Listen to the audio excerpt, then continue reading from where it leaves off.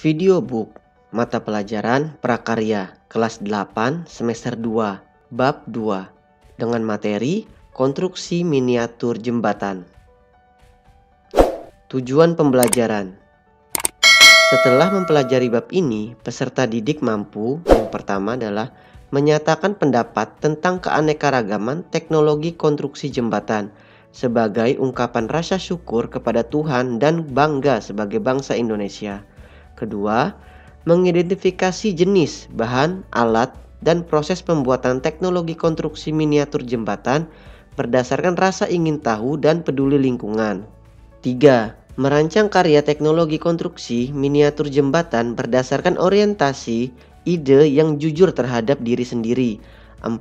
Membuat dan mempresentasikan karya teknologi konstruksi miniatur jembatan berdasarkan teknik dan prosedur yang tepat dengan penuh disiplin dan rasa tanggung jawab. Amatilah gambar berikut.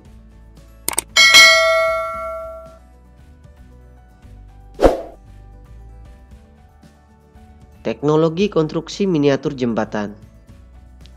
Pada pembelajaran sebelumnya, kamu telah mempelajari teknologi konstruksi berupa sebuah miniatur rumah. Masih ingatkah kamu apa itu teknologi konstruksi? Ya, teknologi konstruksi merupakan teknologi yang digunakan untuk membangun sarana maupun prasarana. Hal akhir teknologi konstruksi ini biasanya berbentuk rumah, jembatan, jalan, rel kereta api, dan lain sebagainya.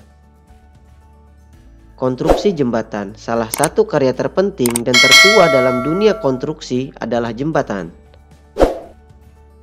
Jembatan merupakan sebuah sarana dengan struktur tertentu yang dibangun untuk menghubungkan dua atau lebih rentang hambatan fisik seperti sungai, jurang, teluk, lembah, dan jalan, sehingga dapat melintas dengan lancar dan aman. 1. Sejarah perkembangan jembatan. Jembatan pertama kali dibangun dengan sangat sederhana dan alami tanpa campur tangan manusia, seperti kayu besar atau batu besar yang melintang di atas sungai. Dari sinilah manusia mempunyai ide untuk membangun konstruksi jembatan yang dari waktu ke waktu mengalami perkembangan. Jembatan zaman purba. Pada zaman ini, jembatan belum diakui sebagai hasil karya konstruksi karena pada zaman ini manusia purba menggunakan batang kayu tumbang untuk menyeberangi sungai. Manusia zaman purba melintasi sungai dengan masang pilar kayu, batu, gelondongan, atau pohon yang tumbang dengan batang yang sangat pendek. Selain itu, mereka juga memanfaatkan akar-akar atau ranting-ranting pohon sebagai jembatan untuk bergelantungan melompati pohon satu ke pohon yang lainnya. Jenis jembatan yang digunakan pada zaman purba biasanya berbentuk jembatan balok sederhana dan digunakan hanya untuk batangan yang pendek, seperti yang dibangun di atas sungai Euprat dan sungai Tigris di Babilonia kira-kira 2000 tahun sebelum Masehi. Periode Romawi kuno. Zaman Romawi kuno dimulai dari tahun 300 sebelum Masehi dan berlangsung kurang lebih selama 600 tahun yang lalu. Pada zaman ini, teknologi jembatan sudah mulai berkembang. Pada zaman ini, jembatan ini dibangun telah menggunakan kayu, batu, dan beton. Namun, untuk jembatan batu dan beton, bentuknya sama seperti pada periode jembatan purba, yaitu berbentuk lengkung. Akan tetapi, pada zaman ini, manusia telah mampu mengatasi permasalahan yang lebih rumit.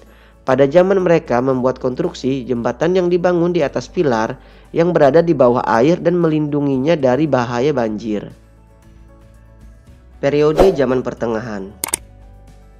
Zaman pertengahan di Eropa berlangsung dari abad ke-11 sampai dengan abad ke-16 sesudah runtuhnya Romawi. Secara fisik, konstruksi jembatan pada periode ini tidak jauh berbeda dengan periode Romawi kuno. Bentuk jembatan lengkung dan pilar-pilar batu masih sering digunakan.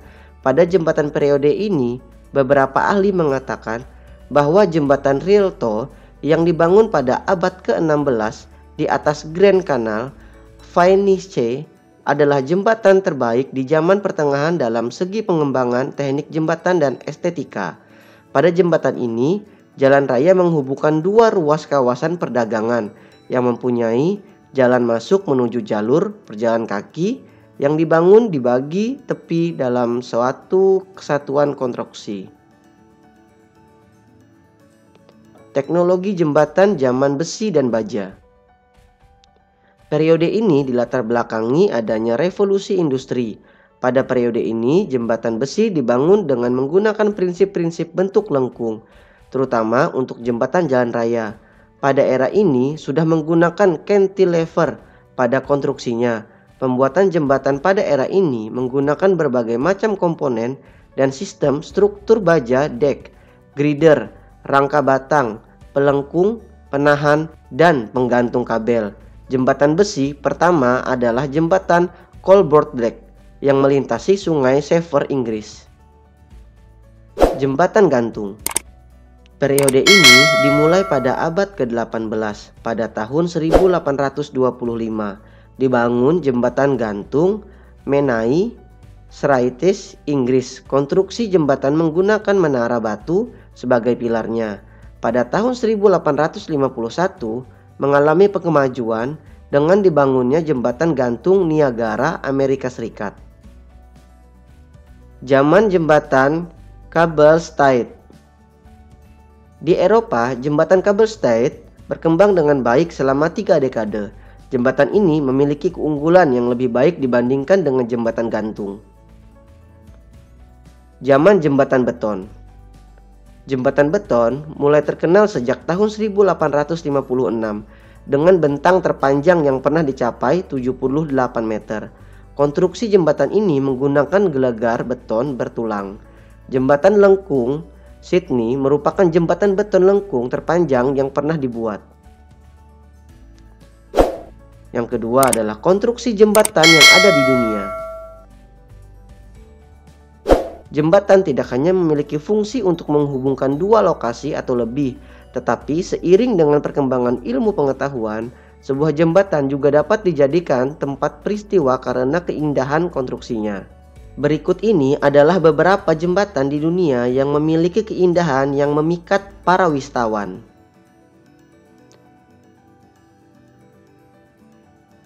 Ponte Vecchio merupakan yang dibuat di abad pertengahan di atas sungai Amo, Flores. Hal yang membuat jembatan berbeda dari yang lainnya adalah jembatan ini memiliki toko-toko yang bisa disewa oleh pedagang perhiasan dan souvenir. Golden Gate Bridge, sebuah jembatan gantung yang sangat panjang yang menghubungi wilayah San Francisco dan Maine County Utara. Millau Bridge terletak di dekat Sungai Trent. Pada jembatan ini kita dapat melihat banyak kabel putih yang digunakan sebagai salah satu teknik penguatnya, juga menambah keindahan bagi para pengunjung. Tower Bridge memiliki bentuk seperti pintu gerbang kerajaan yang megah. Akan tetapi ini bukanlah pintu gerbang kerajaan. Ini hanyalah jembatan gantung yang dibangun di atas sungai Thames, London. Jembatan Nasional Suramadu. Konstruksi jembatan dirancang untuk tahan terhadap guncangan gempa dan lengkapi sistem anti korosi pada pondasi tiang baja. Selanjutnya kita masuk ke jenis-jenis jembatan. Yang pertama, jenis jembatan kayu. Jembatan kayu merupakan jembatan yang berbahan kayu. Jembatan ini biasanya mempunyai panjang relatif pendek dengan beban yang relatif ringan. Jembatan pasangan batu dan batu bata. Jembatan pasangan batu dan batu bata merupakan jembatan konstruksi utamanya terbuat dari batu dan bata. Jembatan beton bertulang dan jembatan beton pratekan. Jembatan ini biasanya digunakan untuk bentangan jembatan yang pendek. Namun, seiring dengan perkembangan zaman, ditemukan beton pratekan. Adanya beton pratekan memungkinkan bentangan jembatan yang panjang dapat dibuat dengan mudah. Jembatan baja. Jembatan ini berbahan dasar baja sebagai bahan konstruksi utamanya. Jembatan ini umumnya digunakan untuk jembatan dengan bentangan yang panjang, dengan beban yang diterima cukup besar. Jembatan komposit. Jembatan komposit merupakan sebuah jembatan yang dibuat dari peraduan dua bahan yang sama ataupun berbeda dengan mempertimbangkan sifat kedua bahan tersebut. Jembatan yang lebih kuat. Kegiatan membuat konstruksi miniatur jembatan tidaklah sulit. Kita dapat memanfaatkan bahan-bahan yang ada di sekitar lingkungan kita. Sebagai contoh, kayu atau ranting, pohon, triplek, korek api, kayu, stik es krim, sedotan, dus atau karton, bambu, dan lain-lain.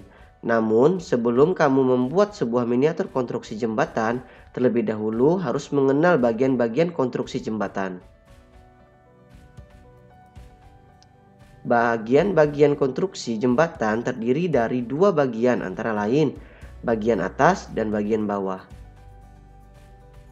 Bagian atas jembatan itu berfungsi untuk menampung beban-beban yang ditimbulkan oleh suatu lintasan orang-orang ataupun kendaraan yang nantinya beban tersebut akan disalurkan ke bagian bawah konstruksi. Bagian atas ini meliputi trotoar, yaitu jalur pejalan kaki yang umumnya sejajar dengan jalanan dan lebih tinggi dari jalan untuk menjaga keamanan dan keselamatan pejalan kaki. Bagian trotoar meliputi bagian sandaran dan tiang sandaran, bagian peninggi trotoar, dan bagian konstruksi trotoar. Lantai kendaraan, balok diafragma, balok gelagar, ikatan pengaku atau ikatan anginan, ikatan rem, ikatan tumbukan. Yang terakhir, perletakan atau rol dan sendi. Bagian bawah. Fungsi bagian bawah jembatan untuk menerima beban-beban yang diberikan bagian atas dan menyalurkannya ke pondasi yang akhirnya disalurkan ke tanah. Konstruksi bagian bawah meliputi pangkal jembatan dan pilar. Dalam membuat sebuah miniatur jembatan tidak harus selalu dengan biaya yang mahal. Kita dapat memulai dengan memanfaatkan alat dan bahan yang ada di sekitar kita, sehingga lebih ekonomis. Sekian video pembelajaran tentang prakarya. Jangan lupa like, komen, dan subscribe. Terima kasih.